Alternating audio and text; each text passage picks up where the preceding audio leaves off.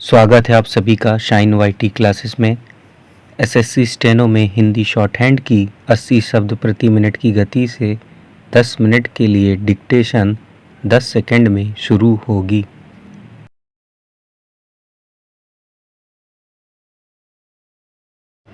Start. अध्यक्ष महोदय, 10वीं पंचवर्षीय योजना पर विचार करते समय सदन के दोनों पक्षों के सदस्यों ने जो महत्वपूर्ण प्रश्न उठाए हैं उन पर विचार किया जाना बहुत आवश्यक है।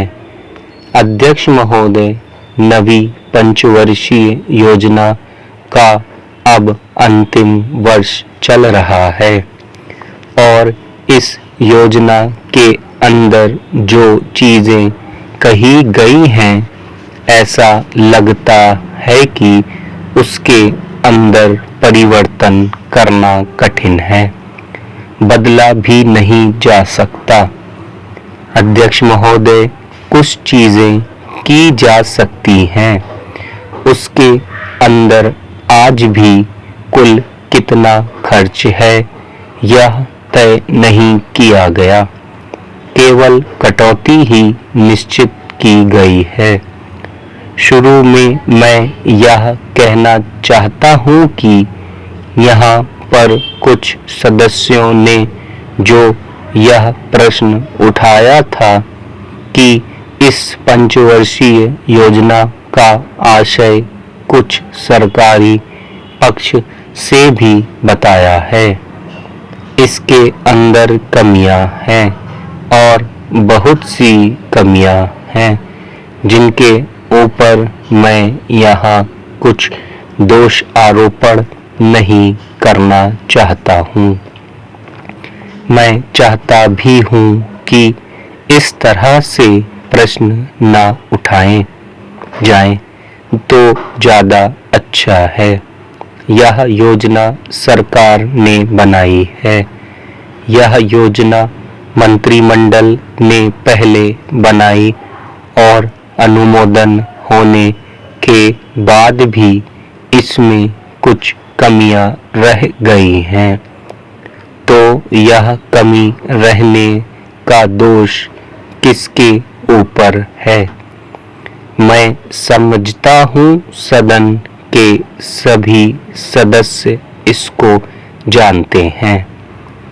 बहुत से लोगों ने दिल्ली के प्रश्न उठाए जो दिल्ली के साथ अन्याय किया गया है, तो मैं समझता हूँ इस बारे में सब आवाज उठाएं। इस बात की आज ज़्यादा ज़रूरत है।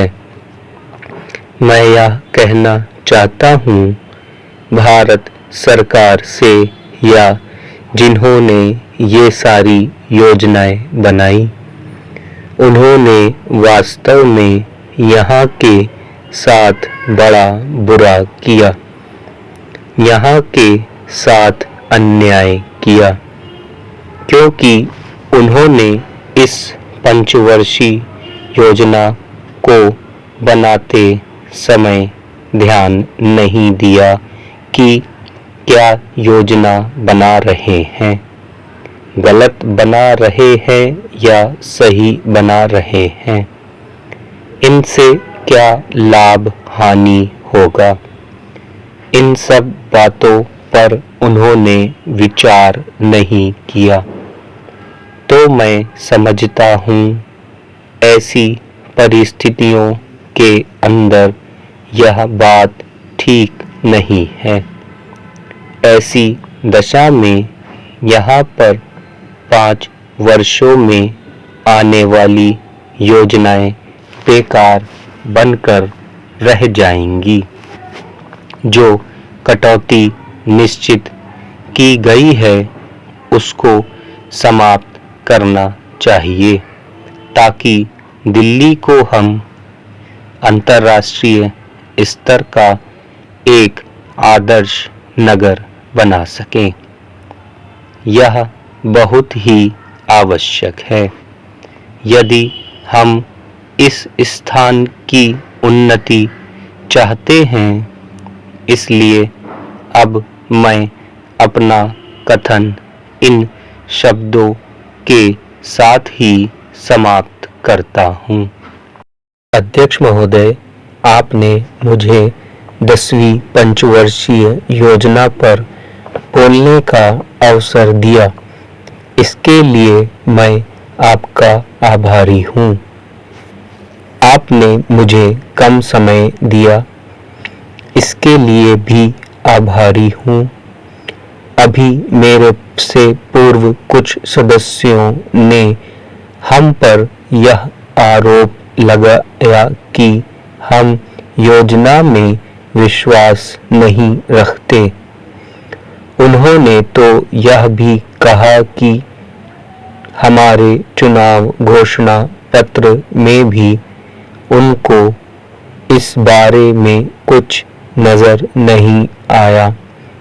मैं इस बारे में यह निवेदन करना चाहता हूँ कि उन्होंने कोई दूसरा घोषणा पत्र देखा, गलत घोषणा पत्र पढ़ा और उसी को हमारा घोषणा पत्र समझ बैठे।